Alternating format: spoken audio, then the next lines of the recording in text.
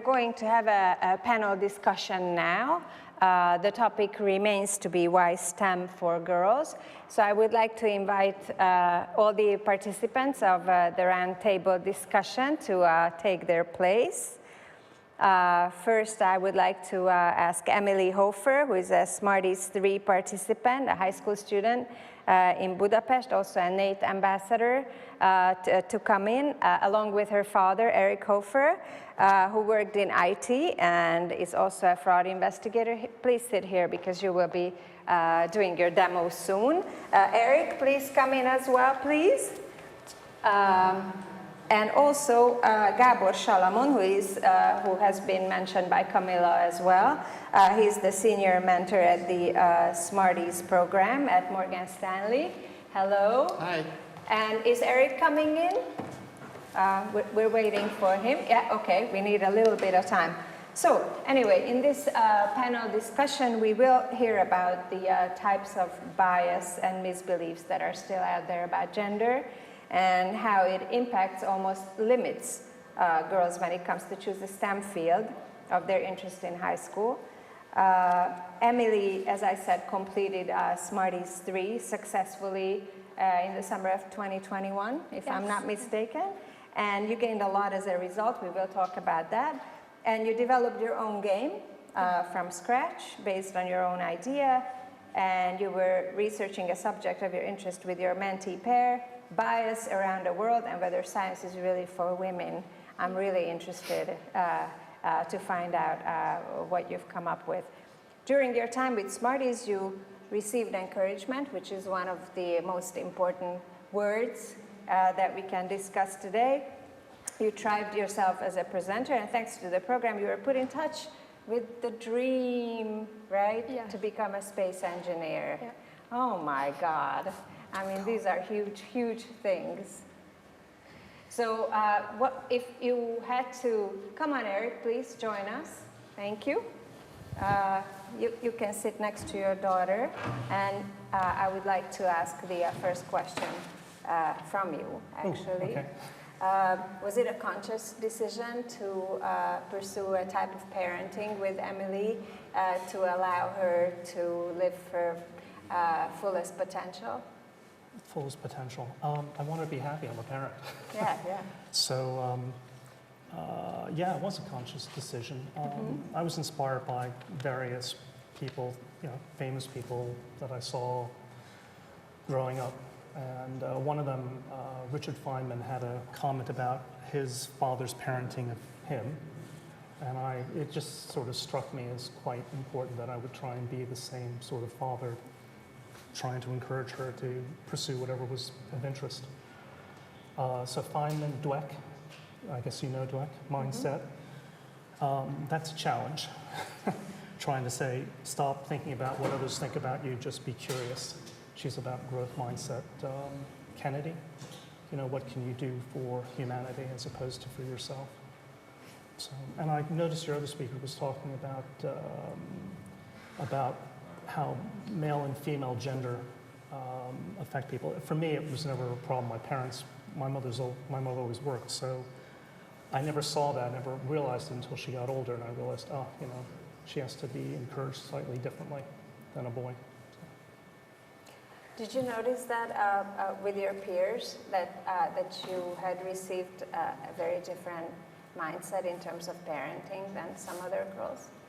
Sometimes, yeah. When I talk to them and they say that their parents don't really talk about these subjects, we at home talked about scientific subjects, and I could ask any question and I might not get an actual, but I might have not gotten an answer, or I might have gotten an answer I don't know or something, but we always looked it up and then we discussed it.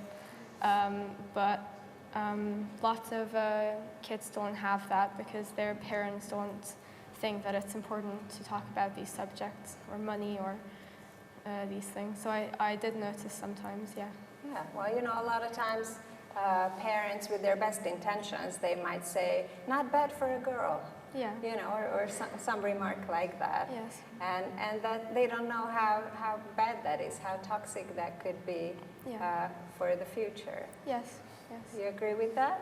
Yeah, I do. I think these stereotypes are built in, especially growing up, these remarks that we get, or as you said, like it's not bad for a girl, or stuff we see on TV. I think it definitely influences the way girls think.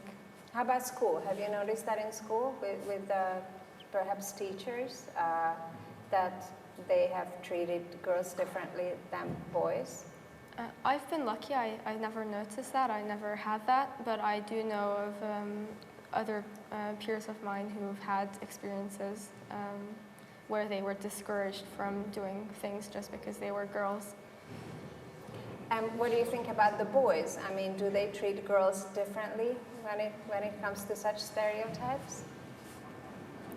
Sometimes they definitely do. It also depends on how they were raised and what they saw growing up. But again, I was lucky growing up, and I didn't have that as much. But it does still happen quite often when.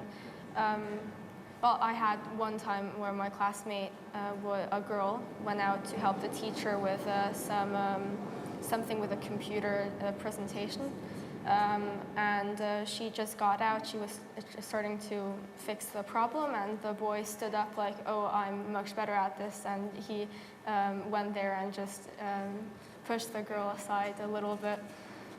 So it does definitely happen.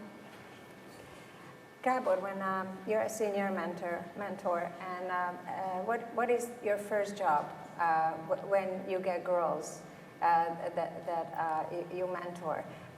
Do you have a job to, as Emily have stated, to get rid of some of the bad stereotypes or some of the bad experiences that they've had?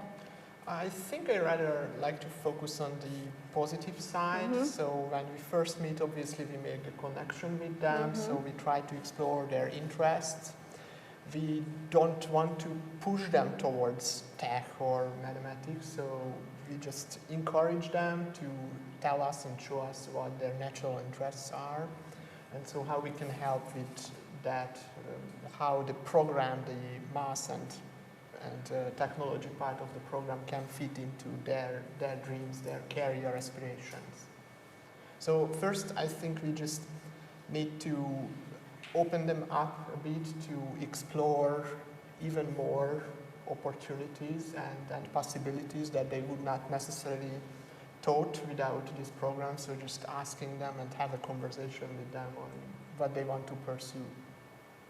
Where do you think it comes from that STEM subjects are considered a male-dominated area by society? What I understand from research is that women and men, or boys and girls, have the exact same ability when it comes to STEM, but girls have a much higher affiliation with human sciences. So if we're even, where does that come from, that society has decided that one thing is for girls and another is for boys? I don't know where its roots are, so what we try to do is just help the girls get back to that path that, yes, you are okay with learning STEM, you are welcome on that area. If that's your interest, then please pursue that. You can follow your dreams on that path. And I think from our perspective, the problem is not that more boys are in technology jobs or math, so not necessarily wanting to get it equal. The problem is that girls are more to just drop those dreams or tune down their dreams because of that bias, the lack of encouragement, the lack of platforms. So our main job is to provide them that platform and support them. And so some of them actually want to be space engineer or astronaut. And still, when we have these conversations during the SMARTIZ program, we hear that they just really tone down those aspirations and dreams, and so they start thinking about staying on the ground, staying on Earth, which is not the best for an astronaut. So our job is to just convince them that astronaut is within you. So what are the steps? So that's the second part of the program. What are the steps, the actual actionable steps you can do to pursue such a career? What are the universities? What are the studies? What are the soft skills? What are the hard skills that you have to gain in order to get there, or at least closer to that? Yeah. Well, I'm not trying to talk about the negatives all the time. I just assume that if we get to the bottom of it, if we recognize where this bias or stereotype comes from, then perhaps we can eliminate it or at least make, changes. We have to make conscious decisions in our actions. I think that's the point Gábor was making, where you're looking at what you say and thinking twice about, oh, maybe that's prejudiced, or this is a chance that I could foster some growth. I think the answer to your question is it's sociological, going back tens of thousands of years, how we as a species and other species evolved. Maternal has the sound of caring, of cuddling and taking care of your child. That's a natural thing, but the fact is we all have brains. And the problems we have aren't just, only men can figure out. So we need to reach out to all parts of society. So let's talk a little bit about SMARTIZ. You joined this program. How has that changed your life? How were you able to evolve thanks to this program? I got a lot of mentoring from the program. I already went there knowing what I want to do, but also exploring that and looking at universities or just teaching, or I got skills that I wouldn't have without the program, because it's not just about math and programming, even though those were also a big part of it, and I learned a lot from those as well. But it's also soft skills that they teach, and they help develop your personality and discover who you are and become just a more confident person in general. Wow, that's amazing. What are those soft skills? They focus a lot on communication, because that's a big problem lots of people have, not just in relationships, but like here, talking in front of an audience or presenting things. These are all they're all little programs to help with these skills. And do you work with both girls and boys, or these are specifically for girls? Because we hear from various presentations that girls simply perform better when they are amongst themselves than when they are with boys. The SMARTIZ group is a group of about 20 girls. So those are only girls, but sometimes the presenters were men as well, and mentors were also men and women both. But the girls themselves were just girls. What was your greatest surprise when you started mentoring? How you had to deal with 20 girls instead of having a mixed group of people. So the structure is that 2 girls are assigned with 2 mentors, a senior and a junior. So I was the mentor of 2 girls. Camila was one of them. And so my biggest surprise was that everything was already in them. So we really just had to encourage them to say out loud all those very mature comments and worldview that they have on our world, on their career aspirations, on technology, on their life. So they were very serious compared to what I originally expected. That was possibly my wrong expectations, but I was so happy just with those discussions that we could have them. So Camila gave that presentation, and it was not me who taught it to her, so that was already in her, what we just seen. Eric, did you think that when she joins a program like SMARTIZ, they would look at self-awareness or confidence, or how to communicate and properly present your ideas, that would be included? Because it's such an integral part of life in general, no? Every opportunity, that comes along that helps people grow. I was over the moon that, she found this or they found her. I'm not sure how it worked. It was kind of a surprise to me that she was selected for the program. But again, it's something we need to be doing not just with 20, but with 20,000. With all. Yeah, so I'm glad it's a starting point. I'm glad we're doing something where we're recognizing that the way we treat girls are different from the way we treat boys. I'm glad that somebody else, aside from her mother, her aunts, and me, are encouraging her. I mean, obviously teachers too, but it's fantastic. That's what we have to be doing this. But the soft skills that you mentioned, I mean, really everybody should have that. To Yes. know who they are, to know how to express what's inside them. I mean, that's essential for our well-being. So that's really super. Yeah. I was surprised as well that it was in the program, but I was very happy because I was quite a shy person, and I think it helped me open up.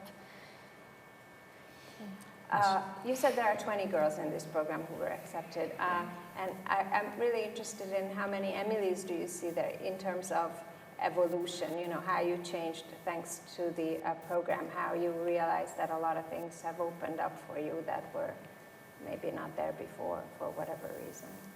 I think it was a very diverse group of girls as well. So there were some who were more shy, there were some who were more confident, but there were some who knew what they wanted to do. There were some who were still exploring things. But I definitely saw that these were a group of girls who I could talk to, and I could explore ideas with them. We had group projects we had to do. It was always nice to be with them because it was like talking to similar people. But it doesn't mean that everyone there wanted to do something with STEM.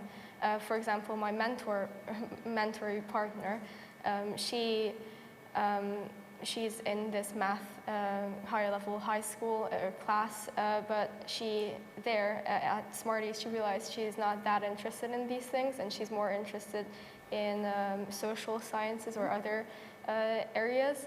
And it was great that our mentors were also supporting her and helping her explore her own ideas, the same way Gábor said earlier. Well, that's exactly what I wanted to say. It's not necessarily for STEM, it has a much broader application. Yeah, and we found that it's not really either or, so it's not social science and then you don't do math at all, or it's math and then you don't talk to people at all. So there are a lot of careers within social science where you actually use the STEM, either by programming or creating models, or so whatever you pursue as your career, you can have some STEM component if you wish so. And so the program was pretty good in exploring how these synergies can come in. So if the girls had two very different interests, we just found that, there is actually a way to combine them if they wish so. Again, not push them towards that, just show them that this is an option. Do you think if you want to become a space engineer, you have it harder than boys? Is it a more difficult path? I don't think it's difficult per se for that it's more difficult to do the math or the physics or anything. I think it's more that not that many girls have done it so far. So it's a path that you have to break for yourself. But otherwise, today, I don't think girls have a disadvantage when applying to university or doing a program like this. It's more that the encouragement might be different because of their backgrounds. So we talked about soft skills, we talked about encouragement, which has to come first from the parents and then from the school and whatever surrounding you have. And then exactly what happens at SMARTIZ. If you could break it down, for someone who hears about it for the first time, What does it entail? How long it takes? You know, what are the parts of it that you can highlight? It's a one-year program, so it starts in October, I think, sort of, and ends in June, so it's mostly the school year. And the first half a year is focused on both math and programming. These are the two main skills that we can develop, other than the soft skills and all the other programs that we have aside from that. In the first half a year, we learn to use one programming language, and we have to develop a game at the end of the half year that Camila just presented hers. And in the second half a year, we get to choose either math or the programming. I chose programming because I had math at school, so I thought I could get more out of programming as well. And it was definitely very useful because we learned a different programming language, and we solved different problems. We also had occasions when we were all together, both the math and the programming group, and we had to solve a problem that was both math and programming. We had to write a program to calculate derivatives of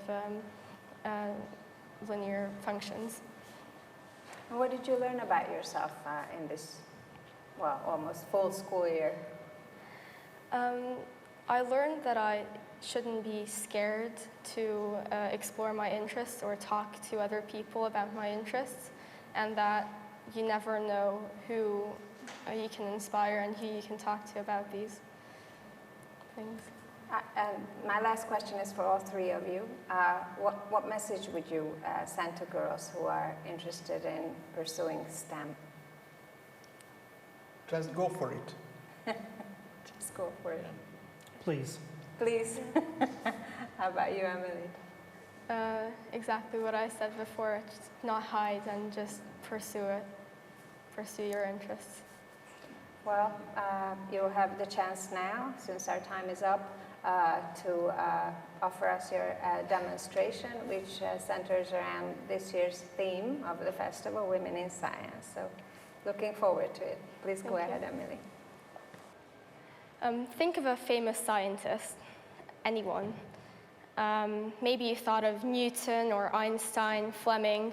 They were all wonderful minds, but unless you cheated a little bit by knowing the title of this talk, you probably didn't think of a female scientist. So why is that, and how could we change that? So maybe in another presentation, people would actually think of female scientists as well as male scientists. So let's start with some history to get a historical perspective. In the classical era, most women scientists were doctors because they had this caring personalities, but there were some who were also scientists. The most famous one was Hypatia, but there were not very many opportunities. In the Middle Ages, this was even worse because society became more rigid and less people could, women had to raise families, but nuns and abbesses didn't have this societal pressure, so they could pursue education. They had access to books as well. In the Renaissance, Enlightenment, and Industrial era, it was still similar, even though there were more universities and more opportunities for more people. Women could only really pursue a career in science if they had some sort of man backing them up. For example, Ada Lovelace and Marie Curie both had strong male support. At the turn of the 20th century, the education became more universal and more people had a chance to contribute. For example, Lisa Meitner was part of the team who discovered nuclear fission. She was nominated for a Nobel Prize multiple times but never actually received one. So wars really changed the way people saw who can contribute and who couldn't contribute, but I'd like to explore what the biggest change was and why this change actually occurred. So to understand this, we have to talk a little bit about privilege and who had privilege initially. So white male aristocrats were the ones who had the most privilege because they had the chance to study, they had time on their hands, they didn't have to focus on putting food on the table because they had the financial background. Later, as technology evolved, we had more people had this time, and more people could get education, and more people could focus on science. But it's still not perfect. And why is this? It's because the past shapes the way we see ourselves and the way we see society. So, and we build up stereotypes with the things we see on TV, the heroes we see, the books we read, the stories we hear. Our parents build these stereotypes in us as well, and it's difficult to change these stereotypes. But let's focus a little bit on gender stereotypes. What are girls taught versus what are boys taught, even if it's subconsciously? Boys are usually taught that they can fake it till they make it. It's not a problem if they make a mistake. While girls are more often told that they have to be perfect, they have to prove themselves. And this happens at a very young age. A 2017 study showed that there was a group of 5 to 7-year-old girls and boys who were told the story of a very, very smart person. And they were then asked to choose whether this person was a girl or a boy based on two dolls. And the 5-year-olds mostly chose their own gender. But just a year later, after a year of school, 20% less girls chose girls than boys. So we have to change the way we think. We have to change our mindsets to ensure we break down these stereotypes. And we have to do that by realizing that how much these stereotypes are engraved in our society. Let me bring an example. Clearing snow. How can that have anything to do with gender stereotyping? In a small town in Sweden, whenever the snow fell, they would clear the roads right away so people could drive to work more easily. But there were still a lot of accidents happening, and most of these accidents were happening to women or children. And they realized that women were the ones mostly using public transport.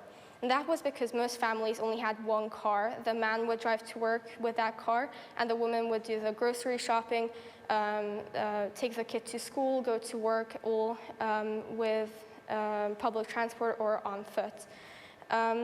And once they realized this, they changed the way they clear the roads. They first cleared pavements and pedestrian sidewalks because that would ensure that there would be less accidents and cars could still navigate a little bit of a slippery road. They can navigate it better than pedestrians. And this drastically did decrease the number of accidents that happen. So our society today is much more complex than it was